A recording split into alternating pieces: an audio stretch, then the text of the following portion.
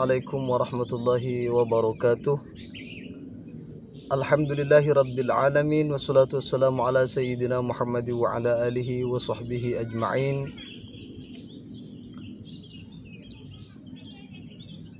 Sahabat dan saudara-saudara seiman dan seakidah yang dirahmati oleh Allah Subhanahu wa taala. Alhamdulillah bertemu kembali dengan tema mengenai jidat hitam. Bagaimana tanggapan baginda Nabi Muhammad sallallahu alaihi wasallam mengenai seseorang yang jidatnya hitam? Apakah bisa divonis dengan riya, ataukah orang tersebut dikatakan orang ahli sujud? Karena menurut salah satu ustadz salafi wahabi, bahwasanya orang kalau kebanyakan sujud katanya akan meninggalkan bekas hitam di dahinya. Benarkah begitu? Nanti akan saya jelaskan setelah kita menyimak video berikut dari Ustadz Salafi Wahabi. Ada riwayat bahwa Nabi dan para sahabat jidat mereka hitam karena bekas sujud. Kalau ada riwayat kenapa? Kalau tidak ada riwayat kenapa? Jelas ya? Ini ada sebagian orang-orang jahil di masa sekarang ini. Ini dari kejahilan saya anggap. Katanya kalau ada hitam di jidat, itu tanda riya katanya. Tanda riya. Dari mana dia pahami seperti itu? Dia baca di tafsir ayat, simahum fi wujuhihim. Tanda di wajah mereka. Betul, tanda di wajah itu bukan tanda. Tidak mesti tanda sujud. Jelas ya? Khusyuk, wajahnya terang, dan seterusnya itu simah juga tanda. Jelas ya? Nah, datang dalam sebagian penafsiran, mereka mencela orang yang menghitamkan wajahnya. Itu kalau dia sengaja seperti itu, dia sengaja. Itu betul, dari riya betul.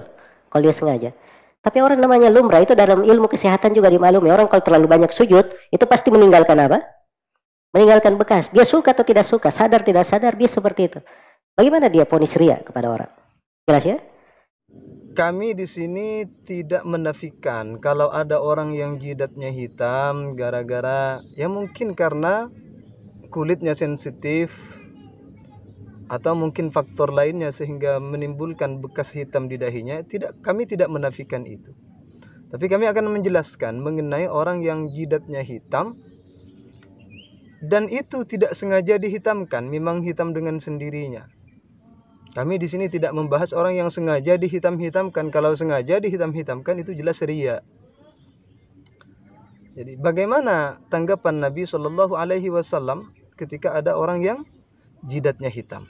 Apakah termasuk ahli sujud, ataukah termasuk orang riya, ataukah disenangi oleh Nabi, ataukah tidak? Seperti itu. Mengenai tanda hitam di jidat, dalam keterangan yang kami ketahui diserupakan dengan safinatul ba'ir. Pakai sa ya. Safinatul ba'ir. Sebagaimana yang terdapat dalam hadis Abu Darda radhiyallahu anhu yang terdapat dalam kitab An-Nihayah fil Gharibil Hadis wal Asar karya Ibnu Asir, annahu rajulan baina ainaihi mithla safinatil ba'ir faqala law lam yakun hadha kana khairan, yakni kana ala jabhatihi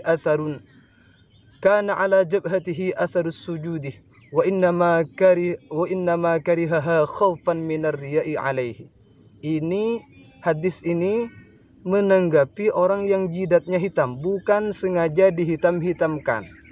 Kata tadi kalau memang sengaja dihitam-hitamkan sudah tidak ada pembahasan ini. Sudah riya itu namanya.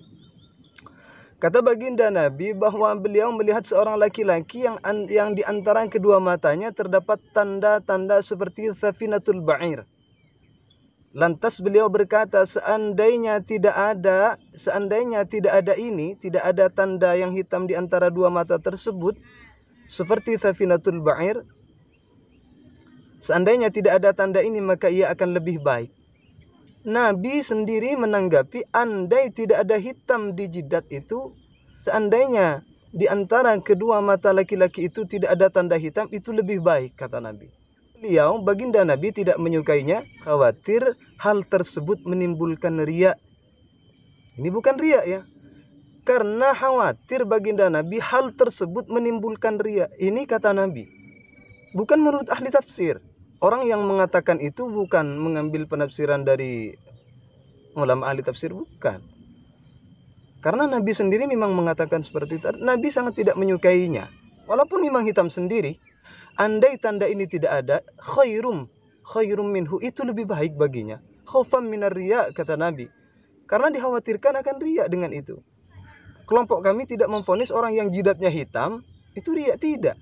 Kecuali memang sengaja dihitam-hitamkan. Jadi tidak bisa dikatakan orang itu ahli sujud. Tidak ada keterangan orang yang jidatnya hitam ahli sujud, tidak ada. Kalau ada, silahkan datangkan ibaratnya. Kalau kata siapa tadi Ustadz Salafi itu mengatakan anggota-anggota sujud dibawa ke surga, itu bukan tanda hitamnya yang dibawa ke surga, Pak. Anggota sujudnya. Di dalam Sahih Bukhari itu anggota yang disebut itu anggota sujud seperti lutut, tangan. Ini anggota sujud yang 7 itu. Gitu. Adakah hadis lain yang mengomentari orang yang jidatnya hitam? Ada sebuah hadis.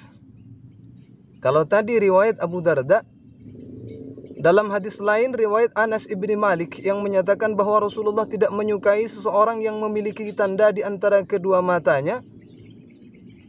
An Anas anin Nabi sallallahu alaihi wasallam annahu qala, inni la abghadu ar-rajula wa akrahuhu idza ra'aitu baina 'ainaihi atharus sujudi. Kata baginda Nabi, sungguh aku marah.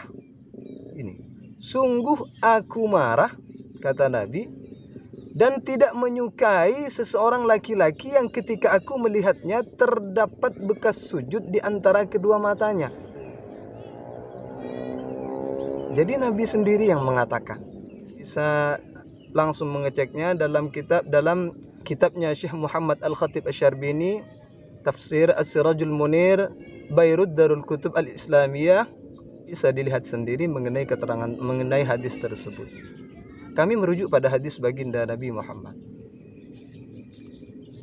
Tidak ada Nabi mendukung jidat hitam. Menurut keterangan pertama tadi, hadis dari Abu Darda dan hadis dari Anas ibni Malik, bahwasanya orang yang tidak sengaja menghitamkan dahinya itu tidak disukai Nabi. Bahkan kata Nabi, tanda hitam ini tidak ada, khairum minhu, itu lebih baik. Yang kedua, kalau sengaja dihitam-hitamkan itu perbuatan khawarij yang ingin dipandang ahli ibadah. Begitu. Itu untuk tanggapan Ustadzul Qarnain, Ustadz Salafi Wahabi yang gelarnya LC. Salam dari Kalimantan Barat, bahwasanya narasi Anda terbantahkan oleh hadis baginda Nabi Muhammad sallallahu alaihi wasallam. Apalagi dihitam-hitamkan. Begitu Ustaz. Kalau memang Anda punya redaksi yang nasul ibarahnya mengenai tentang kebolehannya menghitamkan jidat, coba hadirkan. Jangan hanya bicara ngalur kidur tanpa ada rujukan yang pasti Ustaz. Mana ibarat yang mengatakan kalau dahinya hitam itu orang ahli sujud? Coba hadirkan biar orang ini tidak ragu, biar orang ini tidak menerka-nerka. Mereka akan bingung Ustaz. Jadi Ustaz itu harus berani menampakkan nasul ibarah atau referensi yang Ustaz bacakan. Jangan hanya cerita tidak ada ujungnya begitu Ustaz.